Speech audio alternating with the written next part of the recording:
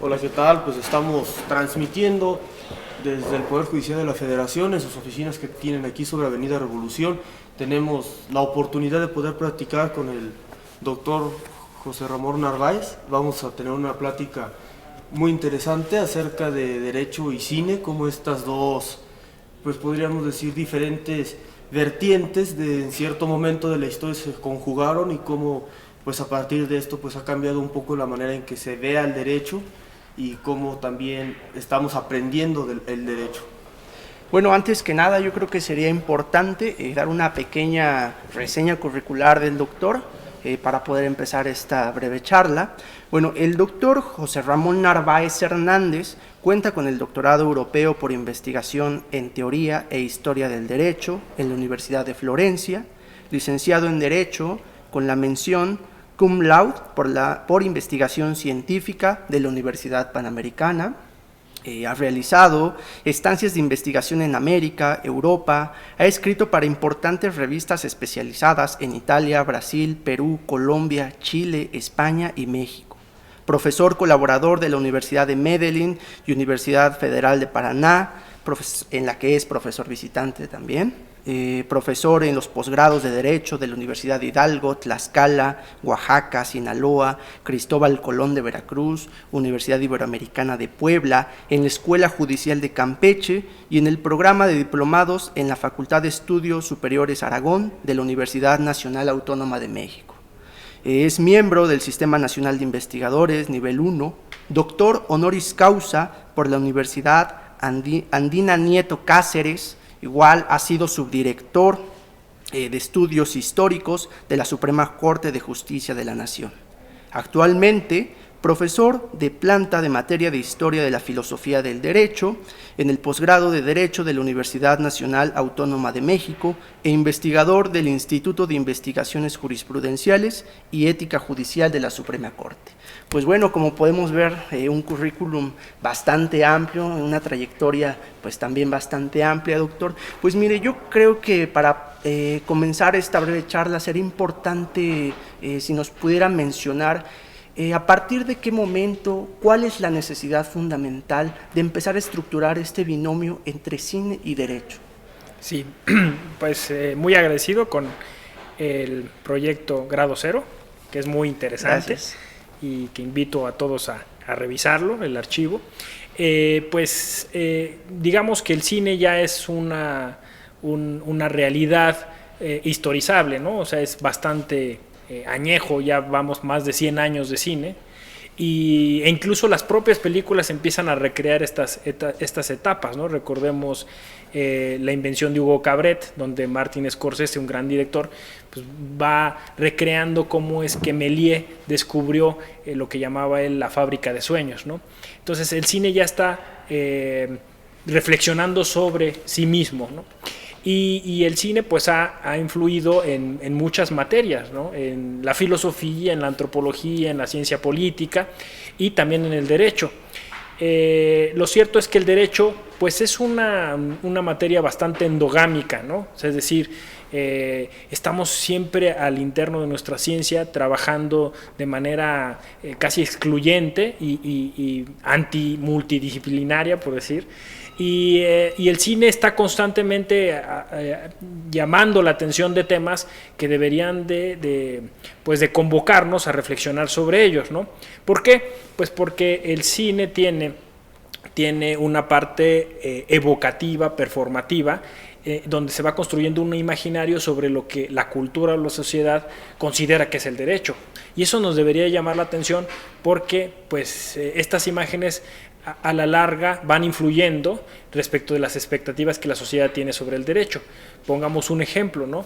El cine ha hablado mucho a través del género del courtroom drama, que podríamos traducirlo como el género de la sala judicial, ha hablado mucho de cómo es que el abogado puede manipular al jurado, o cómo es que el jurado se conserva de alguna manera objetivo, independiente, o puede verse también asediado por las partes o incluso por el juez.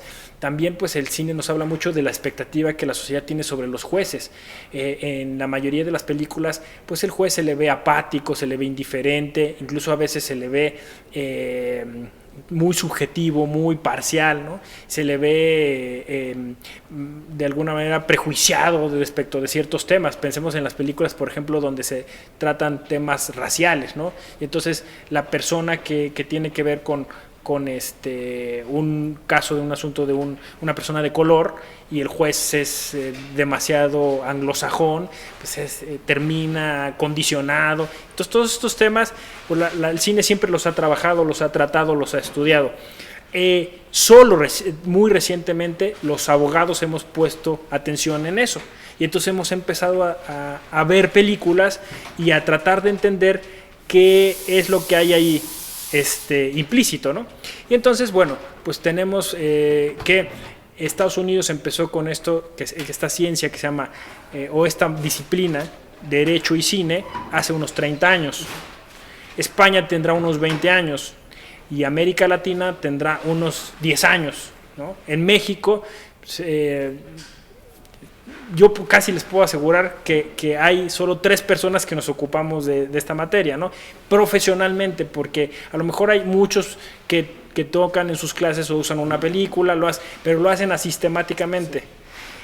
Quien lo hemos asumido ya como con un estatuto epistemológico autónomo, pues son la doctora Karina Gómez Frode, que es la primera que ha hecho una tesis doctoral con el tema de cine y derecho, y quien es la que dirige los ciclos de cine en la UNAM, en la facultad.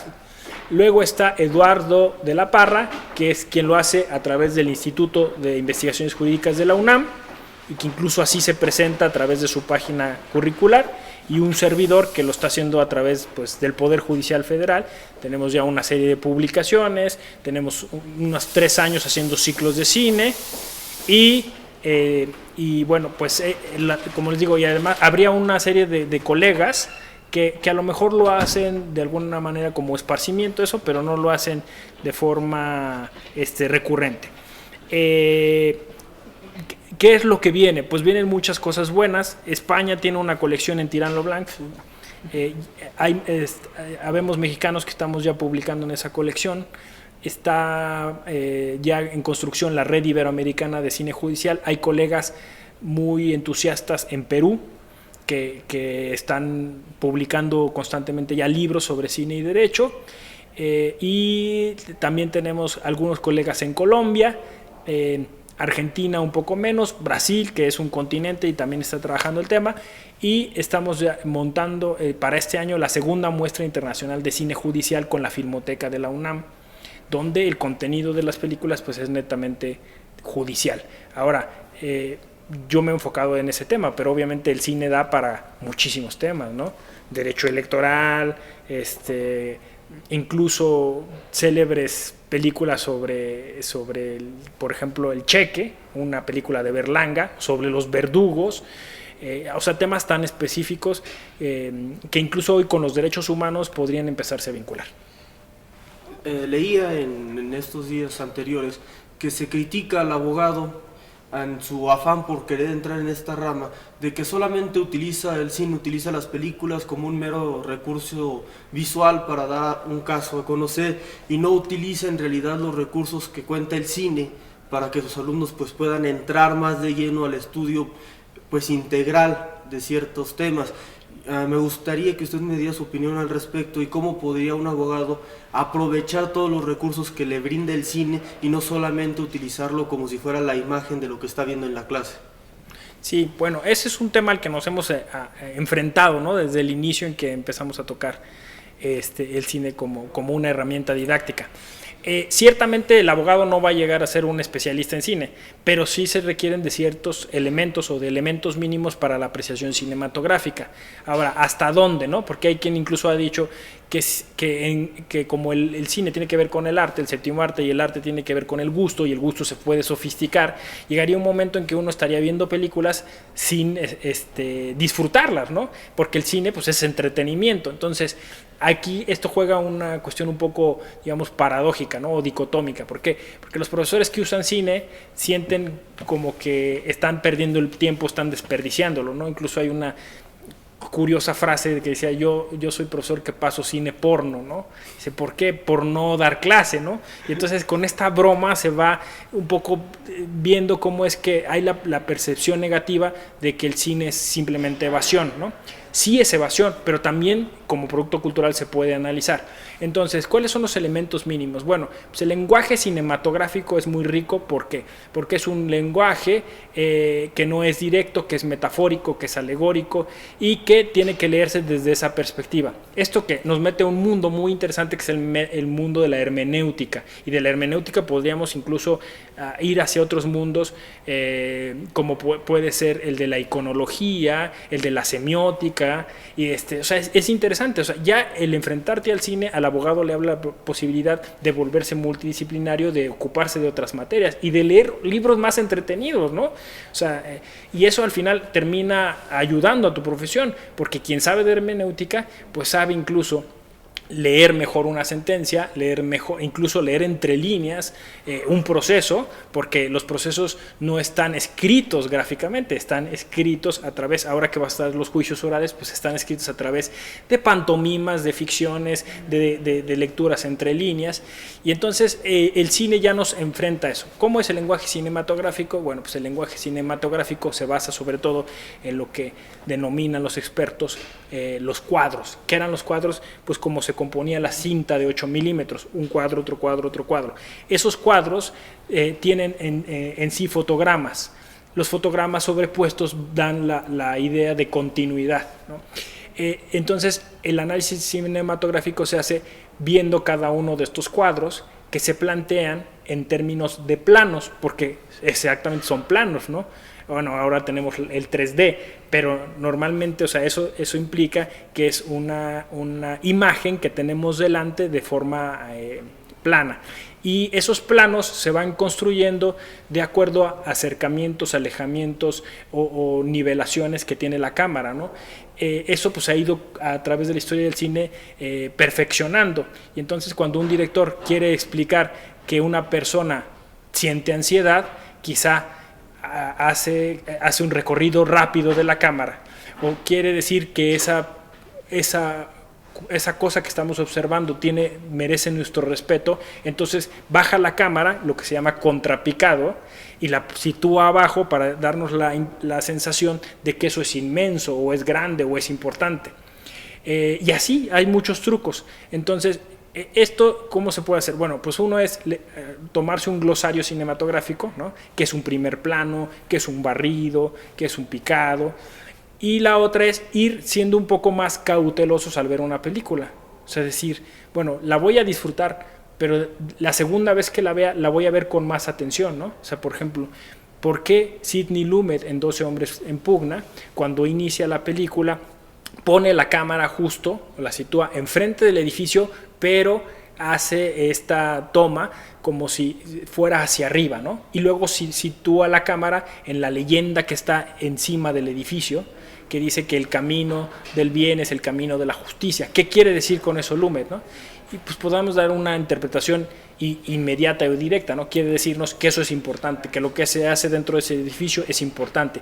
A diferencia de Jewinson, que en Justicia para Todos entra de inmediato al edificio de justicia y nos muestra los papeles, nos muestra el desorden que hay. Entonces ya vemos dos directores diferentes. Un director que nos dice, ojo, la justicia debe hacerse de manera impoluta, respetuosa. Y Jewinson que nos dice, no es cierto, la justicia es un desastre, ¿no? En las historias de ambos directores, ¿cuál es el final de cada una de las películas? Ya, por ejemplo, invito a la gente a que diga, voy a rentar la película y a ver en qué termina una y en qué termina otra. Esa es la visión del director. Ahora, ¿esa visión es acorde con la realidad o no? Y estas preguntas que empieza uno a formularse te empiezan a activar un lugar del cerebro que los abogados normalmente no usamos, que es el de la imaginación, porque empiezas a proyectar, a ver imágenes que normalmente no utilizas, ¿no? Y eso ya te genera una ventaja comparativa sobre tus colegas, ¿no? Entonces es muy útil el cine. Haciendo ejercicio de un elemento que usted menciona que es muy importante, el ejercicio de la hermenéutica, pero directamente, en lo que serían las características del cine, ¿cuáles serían las que pudiésemos extraer y que son más funcionales para el derecho? Aparte de este elemento que nos dice de que es un mejor ejercicio didáctico, la característica de la imaginación. ¿Qué otras cosas podríamos obtener de ahí? Claro. Bueno, pues ya he mencionado una, que es un poco, tendríamos un parámetro cultural sobre cómo se ve el derecho, ¿no? Ese sería un beneficio del cine.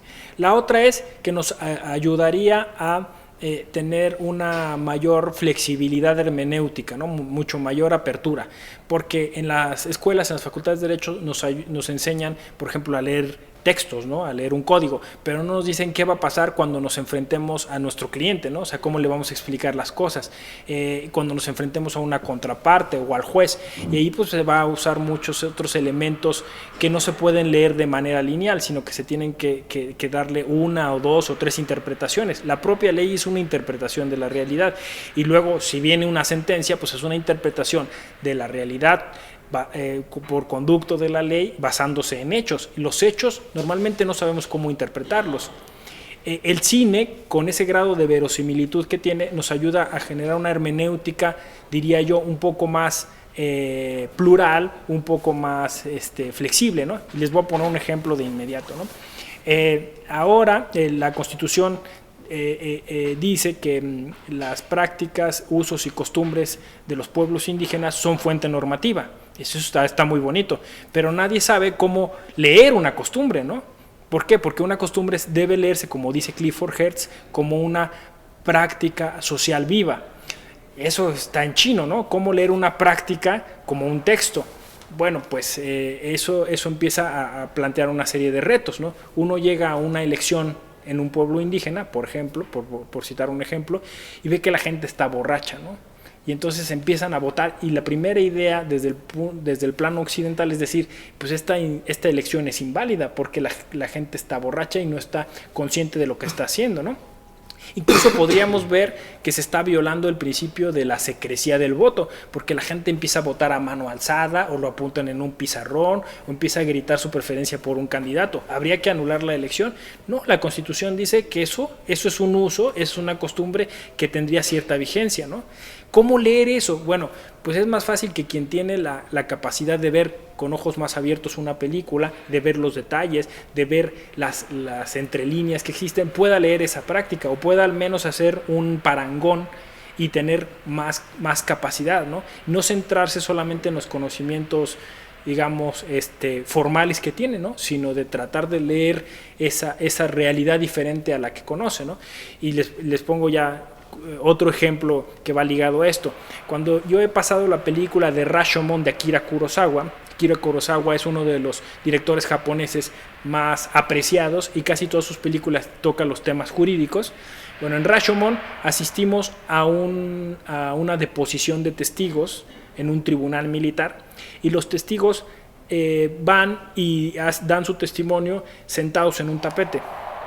Cuando yo lo pasé, una persona alzó la mano cuando fue el debate y dijo: es que a mí me parece que el juez japonés es un juez autoritario, porque la gente que deponía su testimonio lo hacía hincada, ¿no?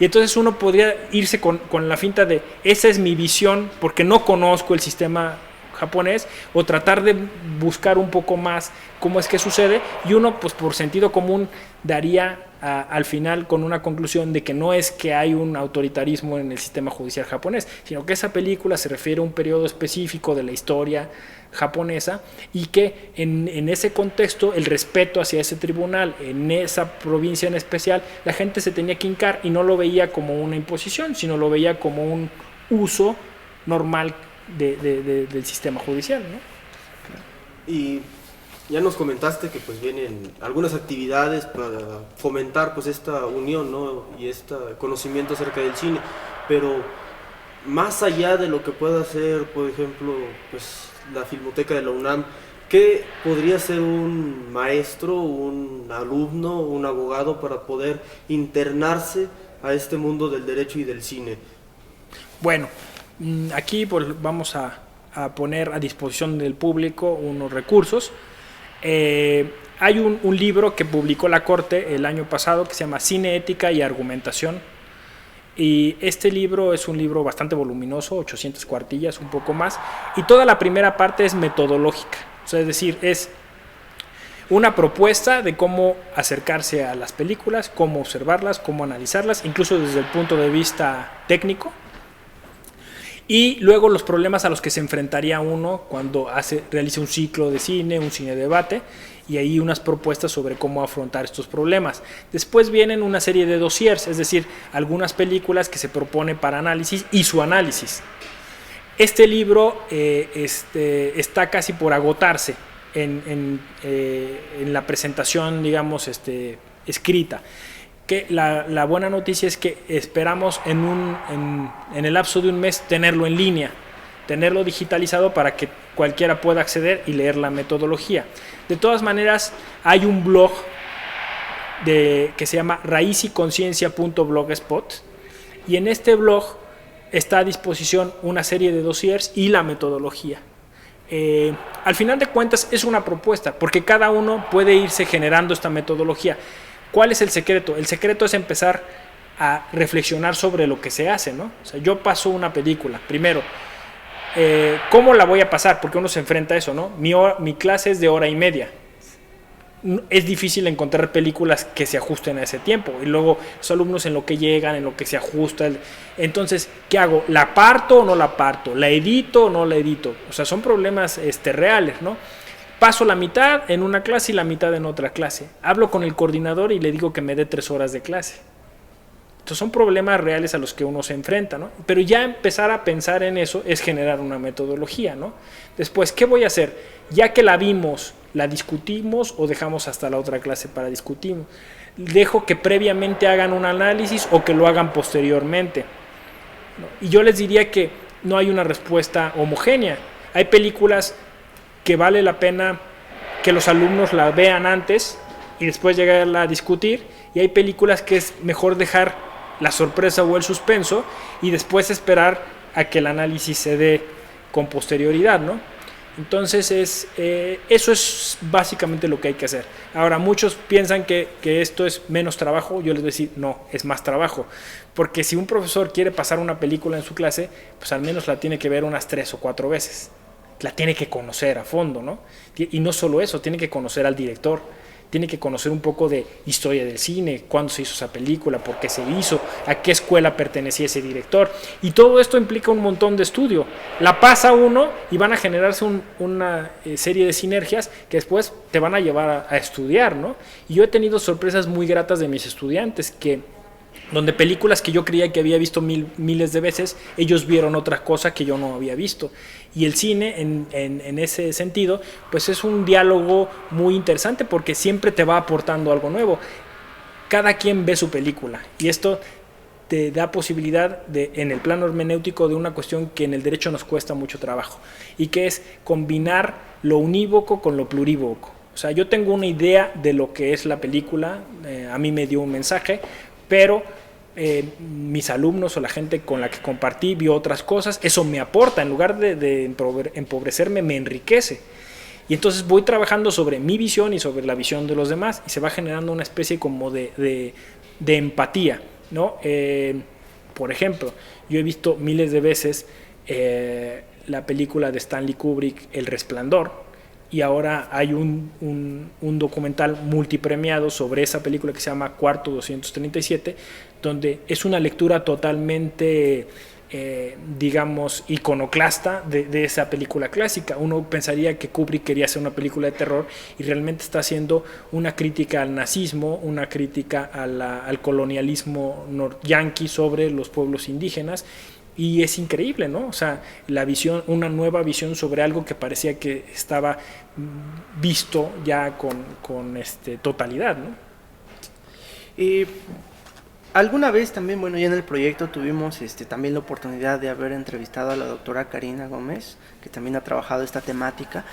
No sé, ¿tú qué opinas al respecto de que este elemento del cine también sea una característica que ayude, pues, en esta parte de la docencia, un tanto también a sensibilizar la parte a todos los estudiantes y a la vez también como un trabajo ético?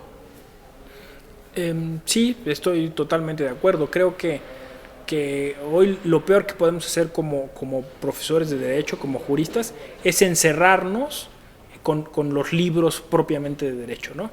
Porque la respuesta a la que está esperando la sociedad mexicana es qué diablos son los derechos humanos, ¿no? Y cómo los aterrizamos. Y eso al final de cuentas es quién es el ser humano y qué es lo que le conviene más al ser humano.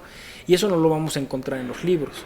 Entonces, el cine puede ser uno de los muchos elementos, pero ahí está también la literatura, ¿no? Está la propia cultura popular, ¿no? Porque del cine podemos brincarnos a los cómics y de los cómics podemos brincarnos a esta idea trabajada por Humberto Eco del justiciero y a una serie de elementos que están en la cultura, ¿no? Y entonces el cine podría ser una herramienta para empezar a desmitificar, a quitar, digamos, esa forma tan dogmática, tan cerrada de impartir el derecho, ¿no? E incluso pues en todas las materias se está replanteando cómo se debe dar una clase y se debe dar de forma, digamos, un poco más horizontal, porque se da de forma vertical. El profesor entra y dice, estas son mis ideas y ustedes las tienen que memorizar y ya. No, o sea, tiene que generarse ese diálogo y no estamos acostumbrados a generar ese diálogo. El cine es altamente democratizador. O sea, yo he ido a ciclos en los que el nivel sociocultural de los asistentes es muy diverso y sin embargo cuando uno ve una película hay posibilidad de que todos podamos comentar sobre muchas cosas sin necesidad de tener el mismo nivel sociocultural y se va aportando desde las diferentes perspectivas porque el cine puede ser visto por cualquiera, ¿no? Entonces yo creo que eso te da ya un elemento altamente ético que es la humildad, que es muy, muy necesaria, la objetividad, que también es una cuestión de la ética, y eso te permitiría de alguna manera hacer un diálogo un poco más horizontal y eso aportaría necesariamente a cualquier clase, ¿no? De hecho me han planteado retos, me dicen, bueno, eso está bien para una clase de filosofía del derecho, de historia del derecho, de sociología, de antropología, pero para el derecho fiscal es imposible, ¿no? Dije, no, fíjate que no, el fiscal puede ser una de las materias muy filosóficas, ¿no? Porque claro, está planteado con reglas, intríngulis, legaloides, pero al final de cuentas la gran respuesta es qué cosa es la justicia distributiva. O sea, es decir, cómo existe una justicia que se da de uno a uno y cómo existe una justicia respecto de una sociedad. Y esa justicia distributiva, que está desde Aristóteles planteada, bueno, pues puede de alguna manera analizarse a través del cine, ¿no? Y entonces hay películas que tocan de manera directa el derecho fiscal, pero también puede empezarse a plantear las funciones altamente técnicas y dogmáticas como que así se debe de ser, no porque yo lo digo, porque lo dice la Constitución, los derechos de los contribuyentes, por ejemplo, ¿no? Y ahorita está un tema justo en la prensa en ese sentido, ¿no? Y planteado como derecho humano, pues eso tiene que ser planteado de forma mucho más abierta de lo que se plantea solo como una clase técnica, ¿no? Bueno, pues le agradecemos mucho, doctor. Creo que nos llevamos de tarea ponernos a ver películas, analizar películas y pues llevar esta propuesta a nuestros centros de estudio, tratar de difundirla y pues muchas gracias por estos minutos. Claro, no queda nada más nuevamente, ¿no?, que seguir agradeciendo y pues esta característica que verdaderamente nos deja nuevas formas de pensar y de ver el derecho, como es este binomio de cine y derecho. Pues doctor, muchísimas gracias por su tiempo y pues esto ha sido todo y esperamos que les haya gustado. Gracias a ustedes y buena suerte para el proyecto Grado Cero, que es muy interesante. Gracias. Muchas gracias.